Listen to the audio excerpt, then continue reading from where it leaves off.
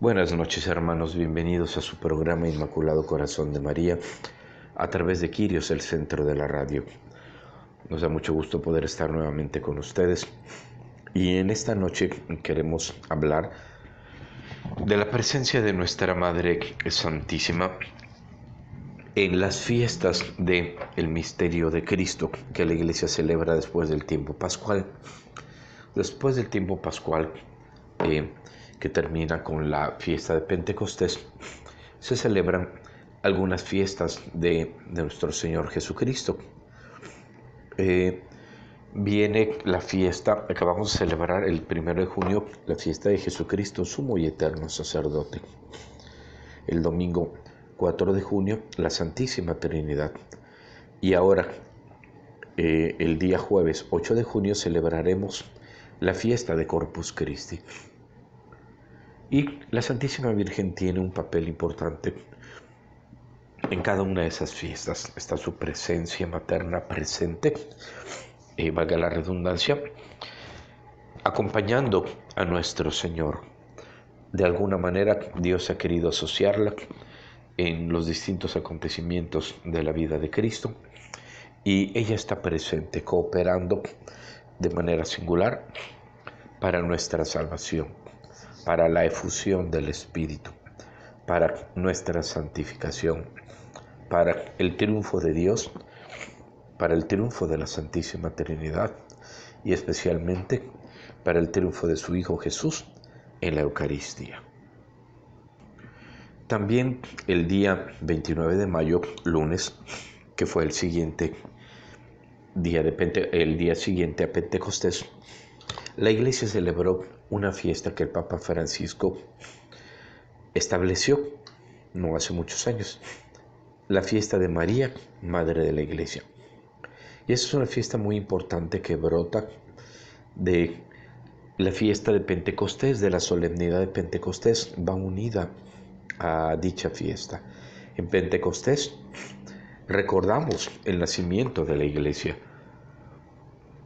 Y al día siguiente, el día lunes siguiente, se conmemora a María como Madre de la Iglesia, porque precisamente María estuvo en ese momento orando e intercediendo para que el Espíritu Santo se derramara sobre los apóstoles, se derramara sobre la Iglesia naciente.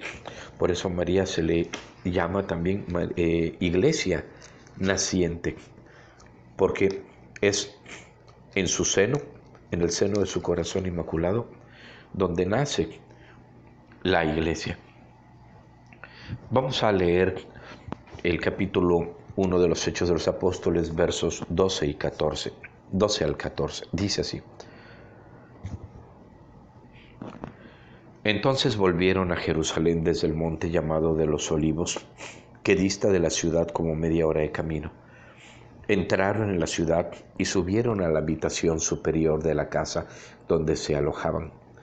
Allí estaban Pedro, Juan, Santiago y Andrés, Felipe y Tomás, Bartolomé y Mateo, Santiago, hijo de Alfeo, Simón el Celotes y Judas, hijo de Santiago.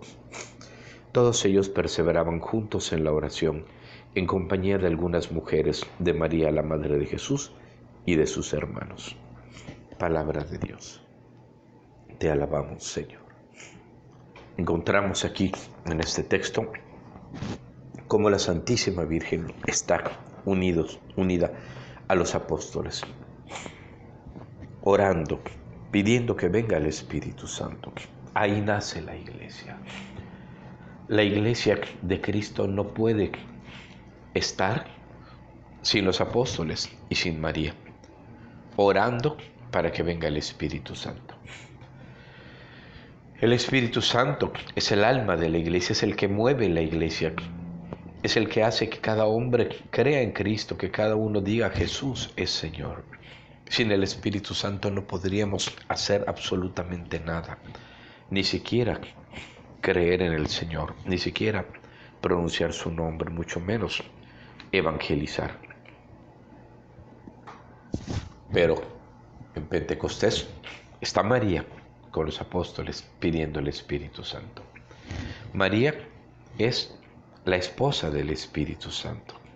Entonces su función es pedirle a su esposo que venga a engendrar la iglesia, que venga a crear la iglesia, que venga a darle una efusión a esos apóstoles temerosos, ignorantes, pecadores, para transformarlos en los continuadores de la obra de su Hijo, Jesucristo. La Santísima Virgen, en ese sentido, se comporta como madre. Es una madre que está orando y pidiendo al esposo que engendre al cuerpo místico de Cristo. Ella, por la acción del mismo Espíritu, en su vientre había concebido a la segunda persona de la Santísima Trinidad, al Verbo, a Jesucristo. Y lo había hecho por la acción del Espíritu Santo. Cristo es la cabeza de la iglesia. Había ella engendrado 33 años antes a la cabeza de la iglesia. Y ahora, con su oración y con su espera amorosa y confiada, coopera para que sea engendrado el cuerpo místico de Cristo, que es la iglesia, en los apóstoles, con los apóstoles, a través de los apóstoles, que van a recibir la gracia que Cristo les ganó, la gracia que Cristo les prometió, para que puedan cumplir con la misión que a ellos se les ha encomendado. La misión santificadora, la misión educadora de enseñar la palabra de Dios, la verdad revelada por Cristo, la misión de congregar en la caridad a todo el pueblo de Dios. Y es María la que está ahí pidiéndole a su amadísimo esposo que nazca, que se derrame sobre los apóstoles para que puedan hacer la iglesia. María es la madre de la iglesia. Acertadamente el Papa Francisco estableció esta fiesta de María al día siguiente de Pentecostés. María, madre de la iglesia, donde se medita sobre la importante misión que ella tuvo para que Cristo continuara haciéndose presente en medio de su pueblo, pero ahora por medio de sus discípulos, por medio de sus apóstoles, de aquellos que recibieron el llamado de ir y hacer que todos los pueblos sean mis discípulos, bautizándolos en el nombre del Padre y del Hijo y del Espíritu Santo. Y ahí empieza la iglesia su caminar. Este año, este Pentecostés, acaba de cumplir la iglesia 1990 años. Estamos en el año 2023. El próximo, dentro de 10 años, en el 2033, la iglesia cumplirá 2000 años. ¿Por qué? La muerte redentora de Cristo ocurrió hace 1990 años. En el año 2000 celebramos los 2000 años de la redención, de la encarnación del Hijo de Dios. Que Dios se encarnó en las purísimas entrañas de María Santísima. Pero la redención, que fue en el año 33 aproximadamente, esa se celebrará apenas en el año 2033. Y en la iglesia mexicana ya nos estamos preparando para el gran jubileo del año 2033. En su momento el Papa anunciará las celebraciones que habrá a nivel universal para celebrar los 2000 años de la redención, y también a los 50 días se celebrarán los 2000 años del nacimiento de la iglesia con la llegada del Espíritu Santo sobre los apóstoles. Entonces, estamos preparándonos en ese sentido para un acontecimiento muy importante. Y María es la madre de la iglesia, que con su oración suplicante y con su fe que no claudica y su esperanza que no defrauda, está pidiéndole al Espíritu Santo y no ha dejado de hacerlo desde hace 2000 años, que se derrame sobre la iglesia. Y Cristo cumplió su promesa, mandando el Espíritu Santo sobre los apóstoles, como había dicho en ese mismo capítulo 1 de los Hechos. En el verso 4 y 5, donde dice Jesús: ya les hablé al respecto, les dijo, Juan bautizó con agua, pero ustedes serán bautizados en el Espíritu Santo dentro de pocos días. Palabra de Dios. Entonces, esa promesa que Cristo les hizo, la cumplió, y desde entonces el Espíritu Santo no ha dejado de guiar a la iglesia, iluminar a la iglesia, fortalecer a la iglesia, derramarse sobre la iglesia, continuar moviendo a la iglesia para que cumpla con la misión que el Señor le encomendó a la iglesia misma. Por eso mismo, a María la podemos llamar Madre de la Iglesia. Y en este contexto de fiestas cristológicas, después de la fiesta de Pentecostés, María se sigue haciendo presente. Decíamos que el día 1 de junio recordamos a Jesucristo, sumo y eterno sacerdote. María es la madre del sumo y eterno sacerdote. Y este sacerdocio de Cristo, que tiene como característica principal que es definitivo. No era como el de los sacerdotes del Antiguo Testamento, que ofrecían muchas veces sacrificios, sino es de una vez para siempre. Nos explica la carta a los hebreos. Y otra de las notas especiales y distintivas del sacerdocio de Cristo es que Él no ofrecía animales, no ofrecía a otros seres a Dios como sacrificio, sino que se ofreció a Él mismo. Y María precisamente es la madre del sumo sacerdote, que lo va a ofrecer ella junto con su esposo José al templo. Y en ese momento el anciano Simeón le dice que su corazón va a ser traspasado por una espada. O sea, ella también se ofrecerá juntamente con su hijo, no en un sacrificio corporal o cruento, sino el sacrificio de su alma, de su corazón. Y a ti, mujer, una espada te atravesará el alma. Dice el Evangelio de Lucas en el capítulo 2, en el verso 35.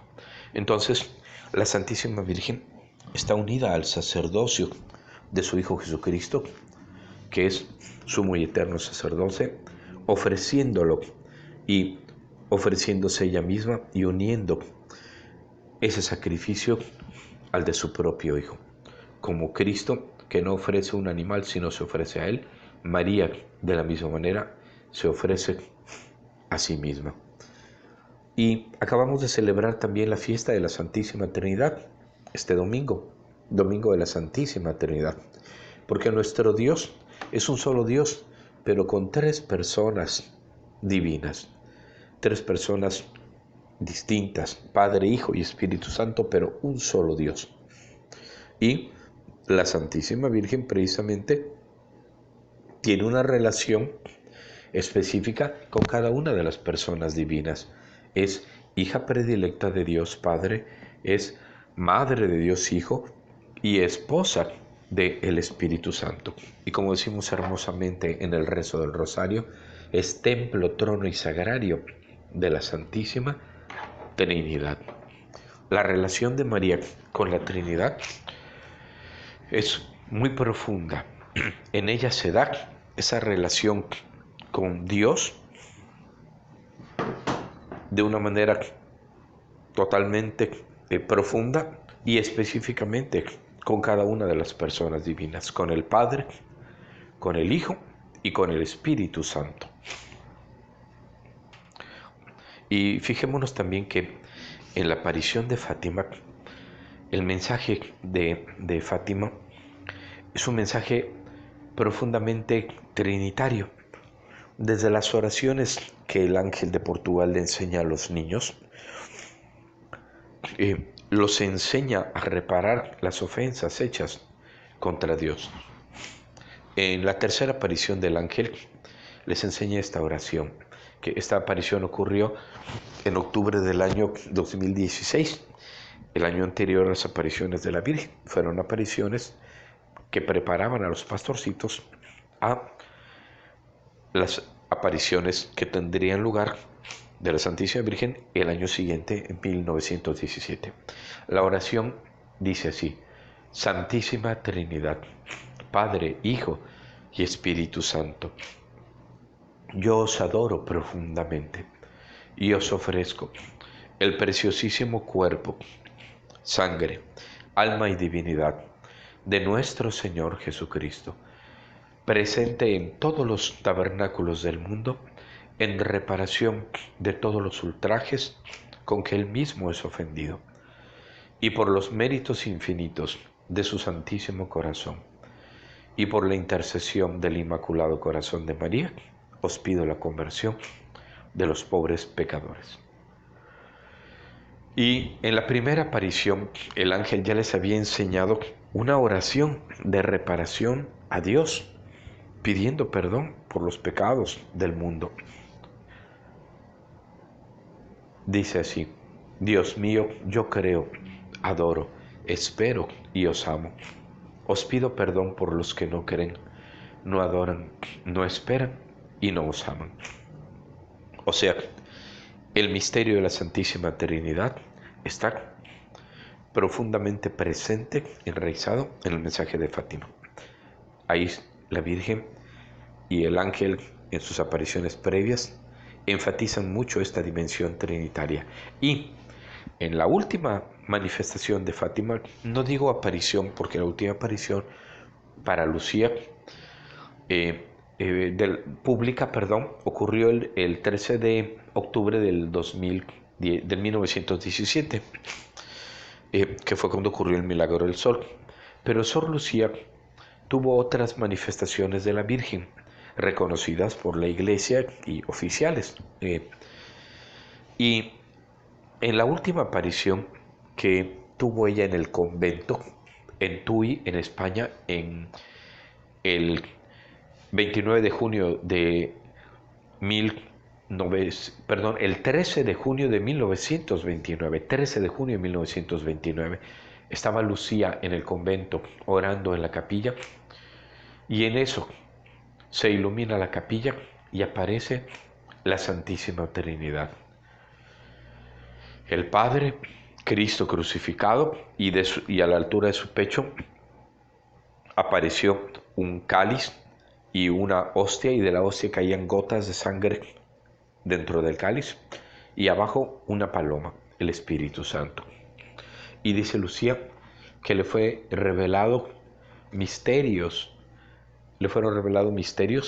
sobre la Santísima Trinidad que no le permitieron ser dichos, sino fue una revelación para ella sobre la Santísima Trinidad. Entonces, desde el principio de las apariciones del ángel hasta la última manifestación pública de Fátima, de la Santísima Virgen de Fátima a Lucía, está presente la Santísima Trinidad.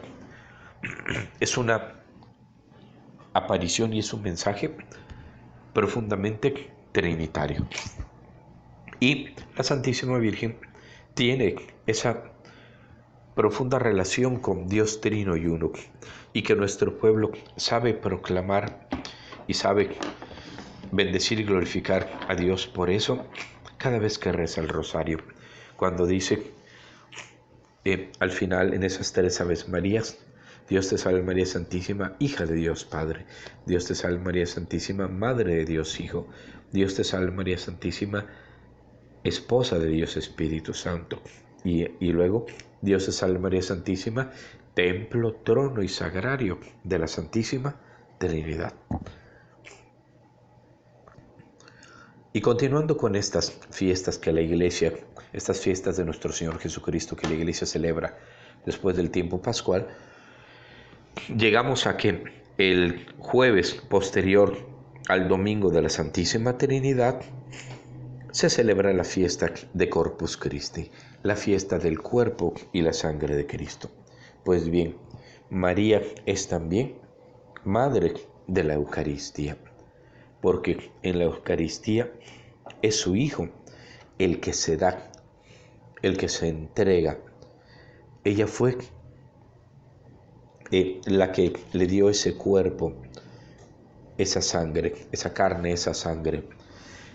Cuando el Espíritu Santo la fecunda, se baja sobre ella y hace que se encarne en la segunda persona de la Trinidad.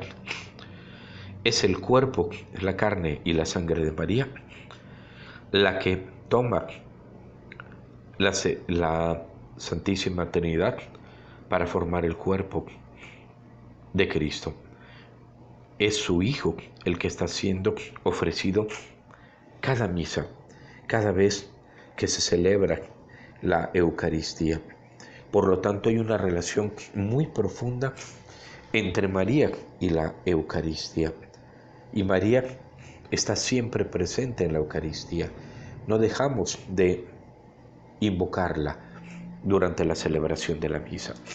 Y fíjense que en la carta que el Papa Juan Pablo II sacó en el año 2003, el año de la Eucaristía, su carta encíclica Ecclesia de Eucaristía, en el capítulo 6, habla de María, se lo dedica a la Santísima Virgen. Se titula así: En la escuela de María, mujer eucarística.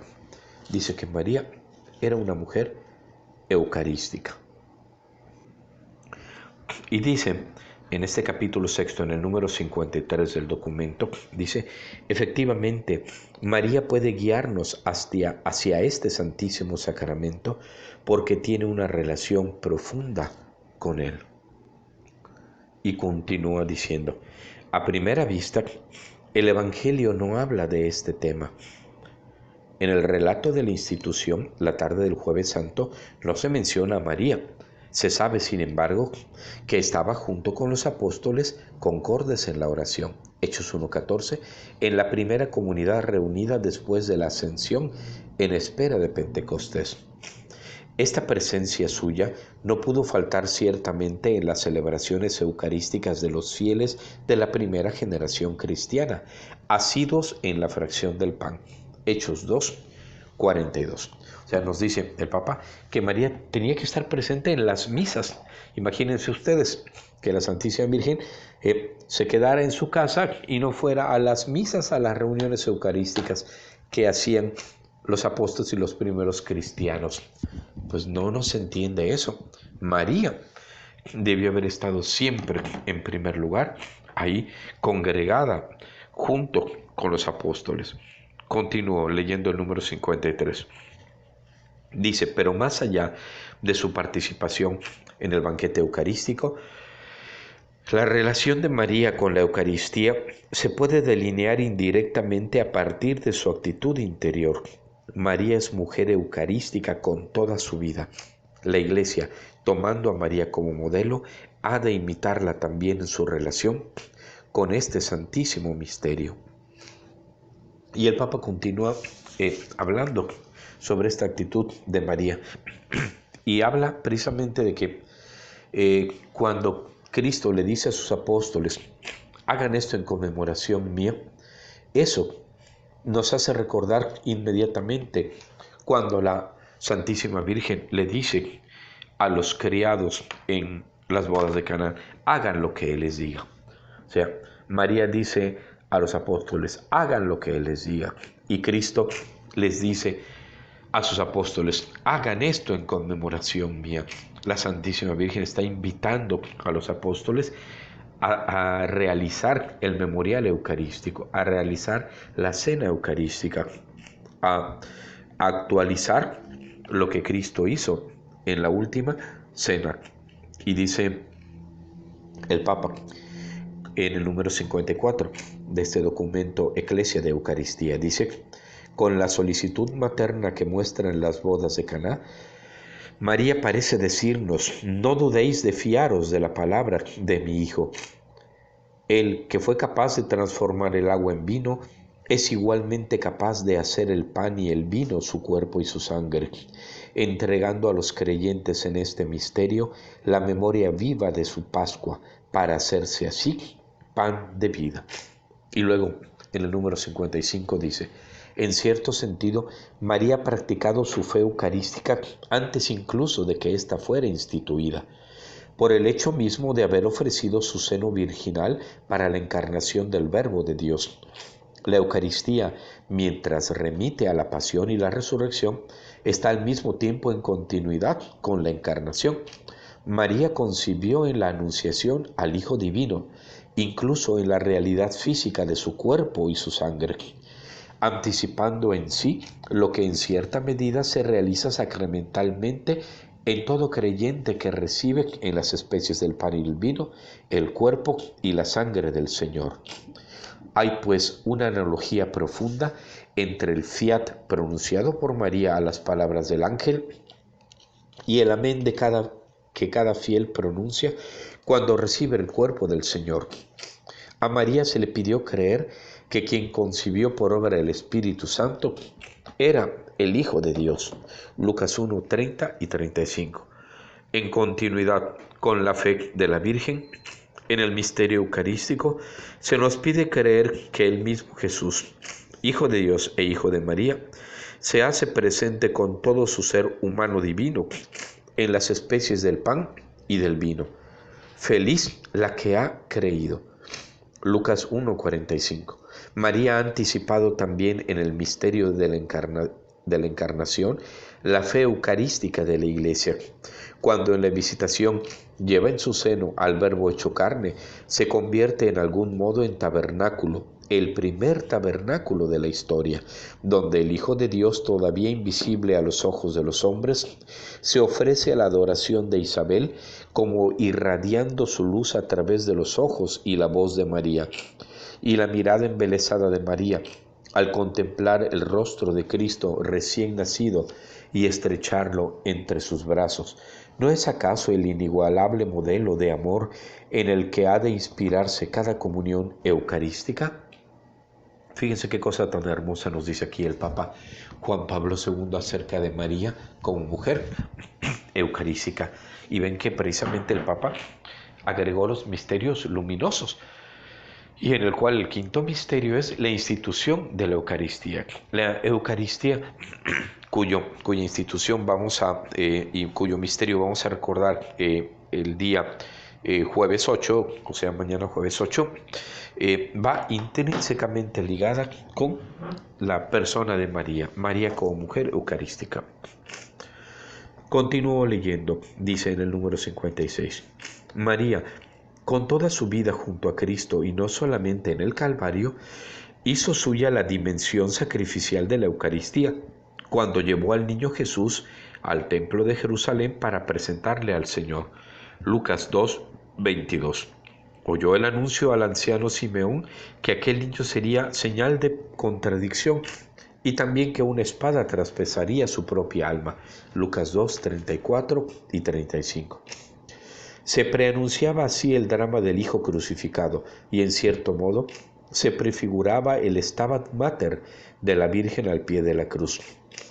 Preparándose día a día para el Calvario, María vive una especie de Eucaristía anticipada. Se podría decir una comunión espiritual de deseo y ofrecimiento que culminará en la unión con el Hijo en la pasión y se manifestará después en el periodo pospascual en su participación en la celebración eucarística presidida por los apóstoles como memorial de la pasión. ¿Cómo imaginar los sentimientos de María al escuchar de la boca de Pedro, Juan, Santiago y los otros apóstoles las palabras de la última cena? Este es mi cuerpo que es entregado por vosotros. Lucas 22, 19. Aquel cuerpo entregado como sacrificio y presente en los signos sacramentales era el mismo cuerpo concebido en su seno.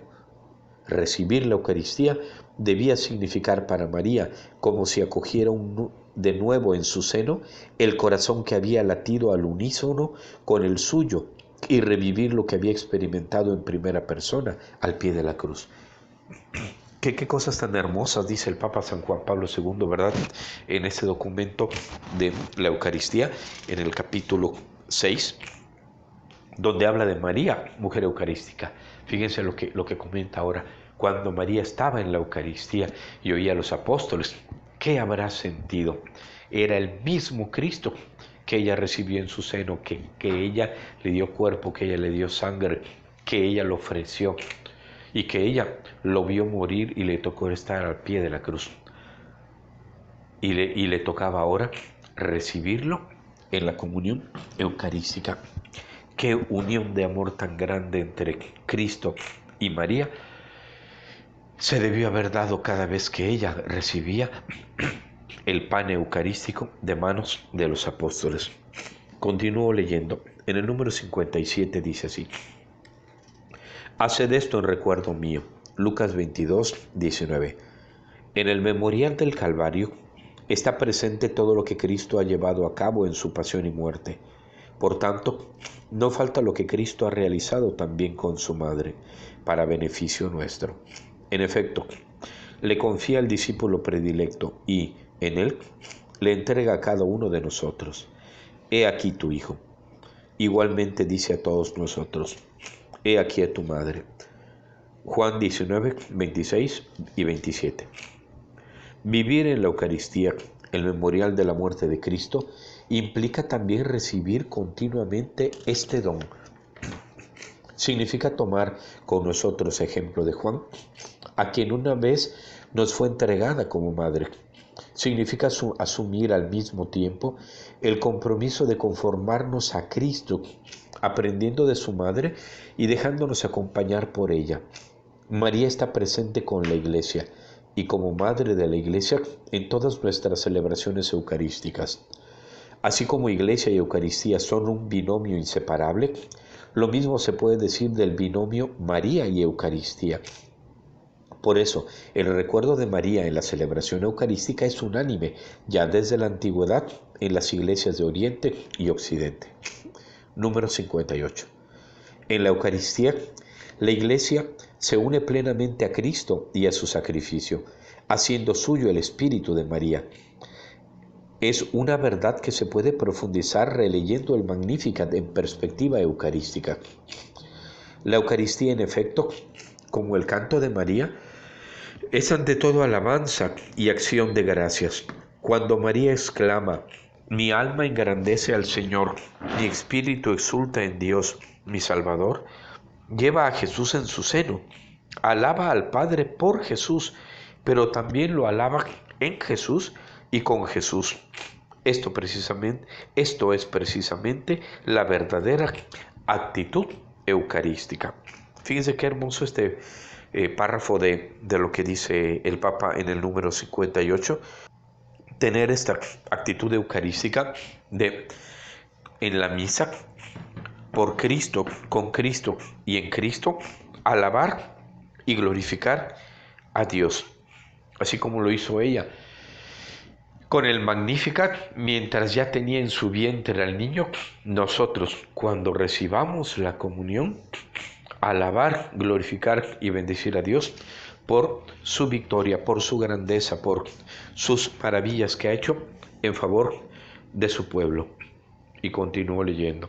Al mismo tiempo, María rememora las maravillas que Dios ha hecho en la historia de la salvación, según la promesa hecha a nuestros padres.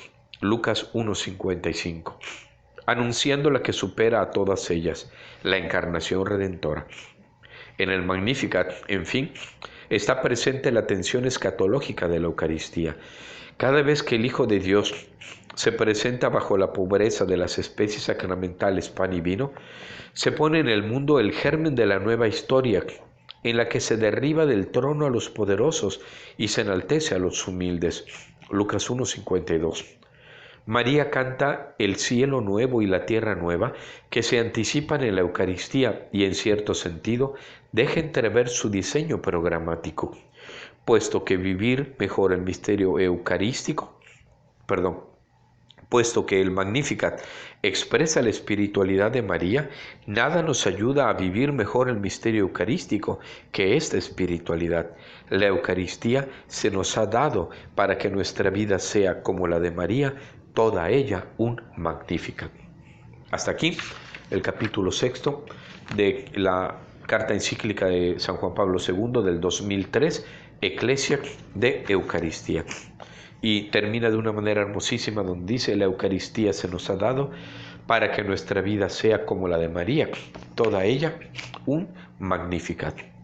Pues bien, hermanos, pues que en esta fiesta de Corpus Christi que vamos a celebrar, tanto en México se celebra tanto el día jueves como el domingo siguiente, nuestro espíritu eleve por Cristo, con Cristo y en Él, una vez recibiéndolo en la Santa Comunión, esa alabanza que elevó María, y junto con ella, junto con toda la Iglesia, proclamemos a Dios que ha hecho maravillas. Y no olvidemos que Dios ya triunfó, que Cristo ya estableció su reino. Solo falta que pase el tiempo designado por el Padre para que se establezca de una manera plena, para que venga su plena institución, para que Él venga a establecer su reino plenamente.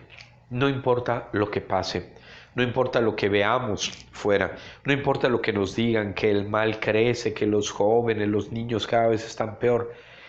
El reino de Dios se va a establecer definitivamente en la tierra.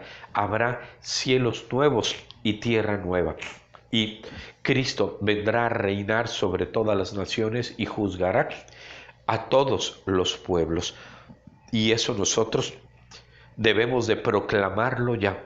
Debemos de tener la certeza y vivirlo con gozosa esperanza como María, con una fe eucarística, alabando a Dios por sus maravillas en el Magnificat, alabando a Dios porque Él ha humillado a los poderosos y exaltado a los humildes.